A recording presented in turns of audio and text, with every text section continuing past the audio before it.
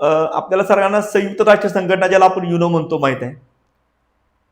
युनोने 2001 साली मिलेनियम गोल आणले, ज्यामध्ये काहीतरी ठरवलं. युनो म्हणजे जवळपास 193 देश आहेत जगातील, त्यांची संघटना आहे, ते सर्व देश सदस्य आहेत. आणि त्यांनी 2015 साली एक ठराव केला युनोमध्ये की आपल्याला 2030 पर्यंत काही उद्दिष्ट साध्य करायची, ज्याची संख्या 17 आहे. त्या 17 उद्दिष्टामध्ये सर्व विभाग येतात, नागरी विभाग होतो, ग्रामीण विभाग होतात. आणि हे 193 देश आहेत. 193 देशांनी ठरवले की आम्हाला 2030 पर्यंत हे उद्दिष्ट साध्य करायचं आहे. त्यात गरिबी निर्मूलन असू दे, तुम्ही मगाशी म्हणला त्याप्रमाणे शैक्षणिक दर्जा असू दे, पिण्याचं पाणी असू दे, अशा जवळपास 17 मुद्दे आहेत. त्याप्रमाणे त्या 17 मुद्द्यावर काम करायचं युनोनं ठरवलं. भारत हा त्या युनोचा सदस्य असल्यामुळे भारताला देखील त्यात सहभाग घेणं गरजेचं आहे. मग 2001 जानेवारी 2016 रोजी भारतानं हे उद्दिष्ट साध्य करण्यासाठी लागू करण्यात आले, हा प्रकल्प लागू केला, ज्यामध्ये कुणालाही मागं सोडायचं नाही. म्हणजे मगाशी आपण हिवरे बाजारचं नाव घेतलं. हिवरे बाजारची 1989 सालापासून ते काम करतायत. त्यामध्ये त्यांनी कुणालाही मागं सोडायचं नाही, म्हणजे सर्वांना सोबत घेऊन जायचं आहे. म्हणजे आज ग्रामीण भागातील आमचं प्रत्येक कुटुंब हे सोबत आलं पाहिजे, असं त्या संकल्पनेत आहे. आणि जागतिक कार्यक्रम आहे 2030चा हा. आणि त्या अनुषंगानं केंद्र सरकारची पंचायत राज विभाग म्हणून एक काम करतो आपल्या पंचायत क्षेत्रासाठी. म्हणजे भारतामध्ये 2 डिपार्टमेंट आहेत, ग्रामीण भाग आणि नागरी आवाज. तसं ग्रामीण भागासाठी पंचायत राज विभाग म्हणून काम करतो. आणि ह्या पंचायत राज विभागाला केंद्र सरकार जबाबदारी देते की हे तुम्ही कसं रन करताय आणि आपल्याला 2030 पर्यंत हे सगळं साथ देण्यासाठी ग्रामपंचायत कसं करताय, प्रवृत्त करताय, ते तुम्ही प्लॅन ठरवा. त्याप्रमाणे केंद्र सरकारनं काय केलं, ह्या 17 गोलचं रूपांतर 9 थीम प्रोग्राम मध्ये केलं, नवरत्न संकल्पनेमध्ये केलं. ज्यामध्ये गरीब मुक्त आहे, आरोग्यदायी गाव आहे, तुमचं बालस्नेही गाव आहे, स्वच्छ हरित गाव आहे, परत पायाभूत सुविधायुक्त गाव आहे, सामाजिकदृष्ट्या सुरक्षित गाव आहे, साधारणतः महिला स्नेही गाव आहे, सुशासनयुक्त गाव आहे. असे 9 जवळपास 9 संकल्पना होत्या. 9 संकल्पनेचं रूपांतर केलं, 9 संकल्पनेप्रमाणे ह्या रन चालू केलं. मग केंद्र सरकारच्या असं लक्षात आलं की ग्रामपंचायतीला त्यांनी आवाहन केलं की तुम्ही कुठल्या तरी 2 थीमवर काम करा.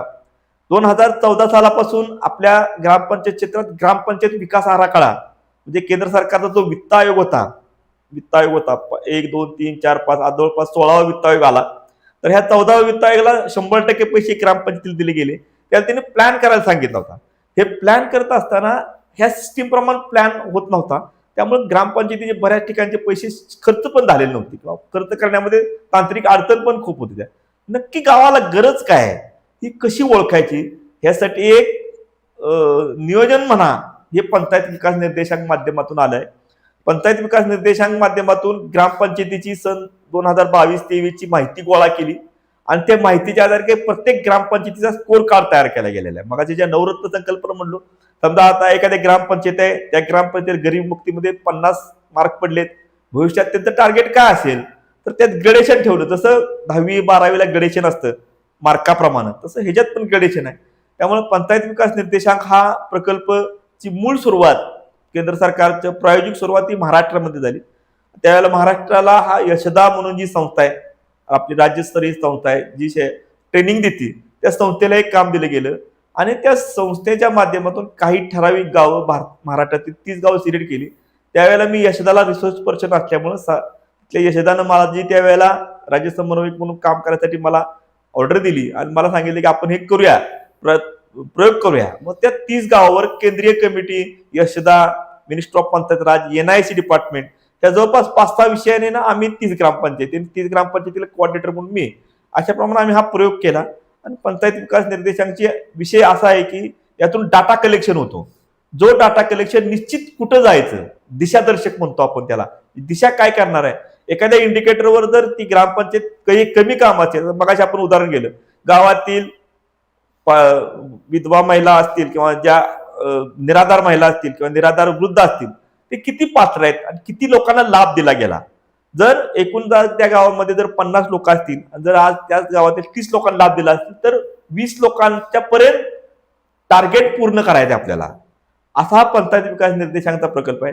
जोपर्यंत तुम्ही त्या 20 लोकांना लाभ देत नाही, हा एक पार्ट झाला. किंवा गावातील एकूण बागात क्षेत्र किती आहे, एकूण क्षेत्र किती पैकी बागात क्षेत्र किती, जोपर्यंत 100% बागात क्षेत्र होत नाही किंवा बारमाही पीक क्षेत्र होत नाही, तोपर्यंत त्या इंडिकेटरला मार्क्स 100% पडणार नाहीत. किंवा आता उदाहरणार्थ दुसरं एक उदाहरण असं आहे पंचायत विकास निर्देशांमध्ये, आपल्या गावामध्ये सार्वजनिक इमारती असतात, सार्वजनिक इमारतीमध्ये स्वच्छतागृह असतात, पण आपल्या गावात जे 3 ते 5% जी दिव्यांग लोक आहेत त्यांची कुठेतरी सोय होत नसती. समजा ते जर एखाद्या आले तर त्याला स्वच्छतागृहाची सोय नसते. दिव्यांगाचे प्रॉब्लेम वेगवेगळे असतात. तर जोपर्यंत ते दिव्यांगासाठी स्वच्छतागृह बांधत नाही ती ग्रामपंचायत किंवा त्यांचा प्लॅन मध्ये समावेश करत नाही, ग्रामपंचायत विकास आराखड्याला रूप देत नाही, तोपर्यंत त्या इंडिकेटरला मार्क्स पडणार नाही. किंवा एखाद्या गावामध्ये रेशन धान्य दुकान आहे आणि जर 100% लाभार्थी जोपर्यंत पात्र लाभार्थ्यांना लाभ दिला जात नाही तोपर्यंत त्या इंडिकेटरवर मार्क्स पडणार नाहीत. जोपर्यंत मार्क्स पडत नाही तोपर्यंत ते ग्रामपंचायत काम करावं लागणार. म्हणजे काम करण्यासाठी प्रोत्साहन देणारी ही आमची पंचायत विकास निर्देशांक प्रकल्प आहे. आणि आज मी जवळपास आज दुसरं वर्ष आहे, PI2 म्हणतो आपण त्याला, त्याचं पंचायत डेव्हलपमेंट इंडेक्स पीडीआय असं नाव होतं, आज पीडीआयचं नाव बदलले, पंचायत ऍडव्हान्समेंट इंडेक्स दिलेलं आहे. आणि पीआयच्या माध्यमातून जे ग्रामपंचायत डाटा कलेक्ट करते, आरोग्य विभाग, शिक्षण विभाग, पोलीस विभाग, आज पोलिसांचे त्यात प्रश्न होते की गावामध्ये बाल गुन्हेगारी होती का तुमची, तर त्यांची होती म्हणले तर आहे म्हणले तर भविष्य काळात ते ग्रामपंचायतीला ते थांबवावं लागणार आहे. किंवा एखादं अत्याचारच्या घटना होत असतील तर पोलीस स्टेशनला रिपोर्ट दिला किंवा महसूल खात्याने एखादा विषय त्यांच्याकडे असेल तो जर रिपोर्ट दिला तर त्या रिपोर्टच्या माध्यमातून तुमचा ग्रामपंचायतीचं मार्कलिस्ट तयार होणार आहे. आज येणाऱ्या काळामध्ये प्रत्येक थीम मध्ये ज्या 9 थीम आहेत त्या 9 थीमच्या माध्यमातून ग्रामपंचायतीला प्रत्येक थीमवर काम करायला लागणार.